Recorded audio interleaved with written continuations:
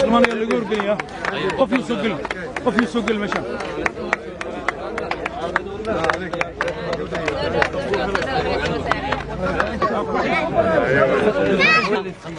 وينها مستقبلك حصل على خير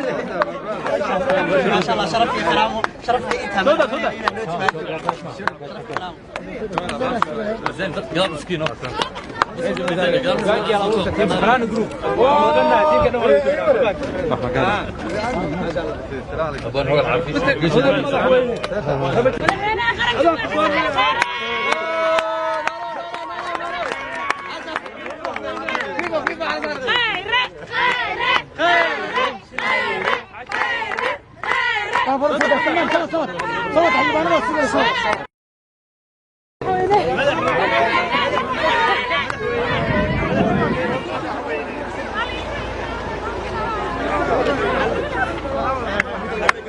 سانو سماي كله هذا مركب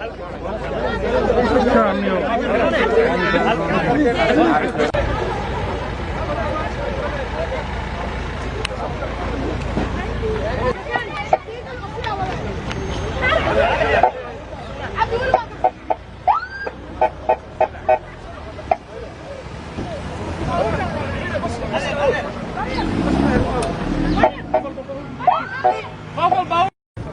فرحسنا دوجينا ما تصل مسؤوليتنا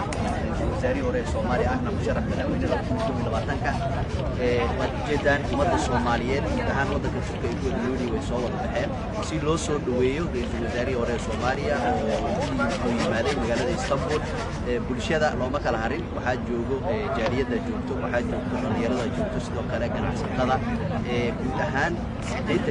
magaalo oo Soomaalida ay ka joogaan oo ay ka soo qayb galeen ma sha Allah aad loogu wada faraxsan yahay soo dhaweynta wasaaraha